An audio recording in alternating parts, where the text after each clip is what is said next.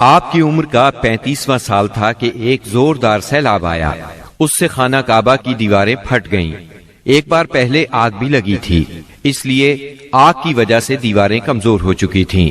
اب قریش نے فیصلہ کیا کہ خانہ کعبہ کی نئے سرے سے تعمیر کی جائے۔ اس موقع پر انہوں نے فیصلہ کیا کہ اس تعمیر میں صرف حلال مال ہی خرچ کریں گے، چنانچہ رنڈی کی اجرت، سود کی دولت اور کسی کا ناحق لیا ہوا مال اس میں استعمال نہیں کریں گے۔ انہیں خانہ کعبہ گراتے ہوئے ڈر بھی لگ رہا تھا کہ کہیں اللہ کا عذاب نہ ٹوٹ پڑے۔ آخر کار ولید بن مغیرہ نے یہ کہہ کر ڈھانا شروع کر دیا کہ اللہ مصلحین کو ہلاک نہیں کرتا۔ جب لوگوں نے دیکھا کہ اسے کچھ نہیں ہوا تو وہ بھی اس کام میں شریک ہو گئے اور سیدنا ابراہیم علیہ السلام والی بنیاد تک خانہ کعبہ گرا ڈالا۔ اس کے بعد تعمیر شروع کی۔ تعمیر کے لیے ہر قبیلے کا الگ الگ حصہ مقرر تھا۔ معززین اپنے کاندھوں پر پتھر لاتے اور ڈھیر لگاتے۔ نبی کریم صلی اللہ علیہ وسلم اور آپ کے چچا عباس بھی پتھر ڈھو رہے تھے۔ تعمیر کا کام باقوم نامی ایک رومی معمار کر رہا تھا۔ مال چونکہ اس قدر جمع نہ ہو سکا تھا کہ سیدنا ابراہیم علیہ السلام والی بنیادوں پر تعمیر مکمل کی جا سکتی، اس لیے شمال کی طرف سے قریباً 6 ہاتھ چھوڑ کر اس پر ایک چھوٹی سی دیوار اٹھا دی گئی تاکہ علامت باقی رہے کہ یہ بھی خانہ کعبہ کا حصہ ہے۔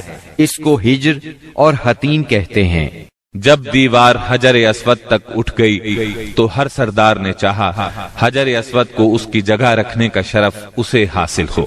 اس پر سخت جھگڑا اٹھ کھڑا ہوا جو 4-5 روز تک جاری رہا۔ کسی طرح فیصلہ نہ ہو پایا کہ حجر اسود کون رکھے گا، اور قریب تھا کہ حرم میں خون ریزی ہو جائے، لیکن ابو امیہ کی ایک تجویز سب نے منظور کر لی۔ ابو امیہ سب سے زیادہ عمر رسیدہ تھا۔ اس نے کہا، میری تجویز یہ ہے کہ کل صبح مسجد حرام کے دروازے سے جو شخص سب سے پہلے داخل ہو اس سے فیصلہ کرا لیا جائے، یعنی وہ جس کے حق میں فیصلہ دے دے حجر اسود وہی اس کی جگہ پر رکھے گا۔ دوسرے دن صبح سویرے جو شخص سب سے پہلے داخل ہوا وہ نبی اکرم صلی اللہ علیہ وسلم تھے۔ قریش آپ کو دیکھتے ہی بول پڑے، هذا الامین رضینا هذا محمد، یہ تو محمد ہیں جو کہ امین ہیں، ہم ان سے راضی ہیں۔ پھر آپ ان کے نزدیک پہنچے تو آپ کو تفصیل سنائی گئی۔ آپ نے اس مسئلے کا حل یہ نکالا کہ ایک چادر لی، اس میں حجر اسود کو رکھا اور سب سرداروں سے کہا اس چادر کو سب لوگ کناروں سے پکڑ کر اٹھائیں۔ سب نے ایسا ہی کیا۔ جب چادر حجر اسود کی جگہ پہنچ گئی تو آپ نے اپنے مبارک ہاتھوں سے حجر اسود کو اس کی جگہ پر رکھ دیا۔ یہ اس قدر عمدہ فیصلہ تھا کہ سب خوش ہو گئے۔ نبی کریم صلی اللہ علیہ وسلم بچپن ہی سے عقل سلیم کے مالک تھے، پاک دامن تھے، بھرپور قوت کے مالک تھے۔ جوانی اور پختگی کا زمانہ آیا تو آپ کی خوبیاں اور زیادہ نکھر کر سامنے آئیں۔ آپ درست سوچ، صحیح نظر، بہترین اخلاق اور عمدہ عادات کا سب سے بلند نمونہ تھے۔ سچائی اور امانت، صبر و شکر، حیا اور وفا، خیر خواہی اور تواضع سبھی میں ممتاز تھے۔ بھلائی اور احسان میں آپ کا کوئی ثانی نہیں تھا۔ ابو طالب نے کیا خوب کہا ہے، ابیض یستسقى الغمام بوجهه ثمال الیتامى عصمۃ للارامل، وہ گورے مکھڑے والا جس کی برکت سے ابر رحمت برستا ہے، وہ یتیموں کا سہارا اور بیواؤں کا نگہبان ہے۔ آپ بہت صلہ رحمی کرنے والے تھے، لوگوں کا بوجھ اپنے سر لیتے تھے، کنگال کی ایسی مدد فرماتے کہ مالدار ہو جاتا یا روزگار سے لگ جاتا، مہمان کی مہمانی کرتے اور مصیبت کے مارے ہوں سے تعاون فرماتے۔ اللہ تعالیٰ نے آپ کی حفاظت اور نگہبانی کا خاص انتظام فرمایا تھا اور قوم کے اندر پھیلی ہوئی خرافات اور برائیوں کے خلاف آپ کے دل میں نفرت ڈالتی تھی۔ چنانچہ آپ بتوں کی عید پر حاضر ہوتے، نہ شرک کے میلوں میں جاتے اور نہ آپ آستانوں یا غیر اللہ کے نام پر ذبح کیا ہوا جانور کھاتے، نہ بتوں ہی کو چھوتے اور نہ ان سے تقرب حاصل کرتے تھے۔ لات اور عزا کی قسم تو سننا بھی گوارا نہ فرماتے، शराब नोशी और खेल कूद की मजलिसों से आप इंतहाई दूर थे। ऐसी किसी मजलिस में आपने कभी शिरकत न फरमाई, जबकि यही मजलिस जवानों की तफरीह और दोस्तों से मुलाकात के मुकामात थी। अल्लाह ने आपको खलवत पसंदी अता फरमाई थी। अरबों की जहालत और गुनाह आलूद जिंदगी ने आपको अफसुर्दा और गमगीन बना दिया था। आप अपने अतराफ में फैली हुई इंसानी इज्तिमाई जिंदगी का मुशाहदा फरमाते तो आपको ये महसूस करके दुख होता कि एक अल्लाह की इबादत का तसव्वुर देने वाले दीन को वो लोग बिल्कुल भूल चुके थे। उस दीन को जो उनके जद्दे अमजद सैयदना इब्राहीम अलैहिस्सलाम का दीन था, उसे बिल्कुल फरामोश कर चुके थे। वो अपने हाथों से काबे की तामीर नौ बड़े एहतराम से करते थे, लेकिन खाना काबा में बुत रखकर उनकी पूजा करते थे। ये शिर्क नहीं तो और क्या है? मुनाफिकत और कहते किसको हैं? जुआ, शराब नोशी, बुत परस्ती और बेहयाई माशरे का जुज बन चुकी है। अल्लाह ताला की वहदानियत का तसव्वुर तो पाया जाता है, मगर इस तसव्वुर को बुत परस्ती के ज़ौक़ और शौक ने बहुत धुंधला कर दिया है। बुतों की शक्ल में अपने माबूद घर लिए हैं। हर कबीले और हर खानदान का एक पसंदीदा बुत है और काबे में 360 बुत रखे हुए हैं।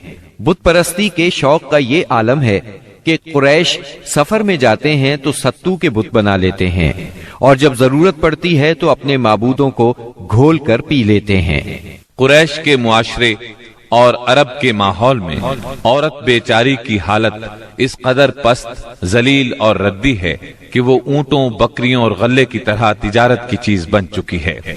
शादियों पर कोई पाबंदी, कोई रोक नहीं।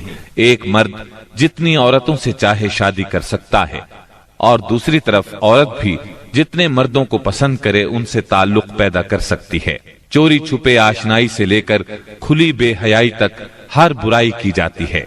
पस्ती और गिरावट की इंतहा है कि मनकूला और मौरूसी जायदाद की तरह बाप की बीवियां भी बेटे को वर्षे में मिलती हैं और वो अपनी हकीकी माँ के सिवा अपनी सुतेली माओं से शादी करने में किसी किस्म की आर महसूस नहीं करता। इस बेहयाई के साथ अरबों में एक शदीद मुजरिमाना किस्म की गैरत भी पाई जाती है। वो ये कि हमारी लड़कियां किसी को ब्याह ही न जाएं, कोई मर्द हमारा दामाद न बने। संग दिली की हद तक इस गैर फित्री गैरत के सबब लड़कियां जिंदा दफन की जाती हैं और इस इंतहा दर्जे की बेरहमी पर उल्टा फख्र किया जाता है। आका को गुलामों की मौत और जिंदगी पर पूरा मालिकाना इख्तियार हासिल है। मुल्क में कोई मरकजियत नहीं पाई जाती। हर कबीला अपने एक सरदार के मातहत खुद मुख्तार बना बैठा है। इस चीज ने कबाइल को शदीद किस्म की रकाबतों में मुब्तला कर दिया है। जरा जरा सी बात पर तलवारें नियाम से बाहर आ जाती हैं और बड़ी खौफनाक जंगें होती हैं जिनका सिलसिला कई पुश्तों तक जारी रहता है। आने वाली नस्लें अपने असलाफ और आबाओ अजदाद के खून का इंतकाम लेती हैं। घुड़दौड़ में घोड़ा दौड़ाने पर झगड़ा, खेतों में बकरियां चराने पर लड़ाई और चश्मों से पानी भरने पर खूंरेजी करते हैं। अपने दुश्मनों को कत्ल करके उनकी खोपड़ियों में शराब पीते हैं। अरब कौम जाहिल है, लिखना पढ़ना नहीं जानती, मगर इन्हें अपनी शायरी और जुबानदानी पर इतना घमंड और गुरूर है कि सारी दुनिया को अपनी फसाहत और शायरी के मुकाबले में गुंगा ख्याल करते हैं। तवहुम परस्ती इंतहा को पहुंची हुई है। जरा जरा सी बात पर फाल निकालते हैं, पांसे फेंकते हैं। हर तरफ कहानत का जोर है। काहिनों से अपनी तकदीर और मुस्तकबिल के बारे में पूछते हैं। अरब के बाशिंदे उस आदमी को काबिल इज्जत और शरीफ समझते हैं जिसके पास बहुत ज्यादा ऊंट, बकरियां और खजूर के बागात हों, बहुत सी दौलत हो, गुलाम हों, कनीजें हों। नेकी, परहेजगारी और शराफत का तसव्वुर ही उनके जहनों से निकल चुका है। यही वो दौर है जिसको दौरे जहालत कहा जाता है। अरब के मुआशरे की बुराइयों ने उनकी फितरी सलाहियतों को दबा दिया है। मसलन शुजाअत, हुर्रियत, आहद की पाबंदी, मेहमान नवाजी, जफाकशी, फसाहत और जुबानदानी, खुद एतमादी और किसी की मदद के बगैर अपनी हिफाजत खुद करने का जज्बा। इन तमाम खूबियों से अरब आशना हैं, लेकिन इनकी ये खुसूसियात सही रहनुमाई न होने की वजह से गलत राहों पर पड़ गई थी और उनका बेजा इस्तेमाल हो रहा था।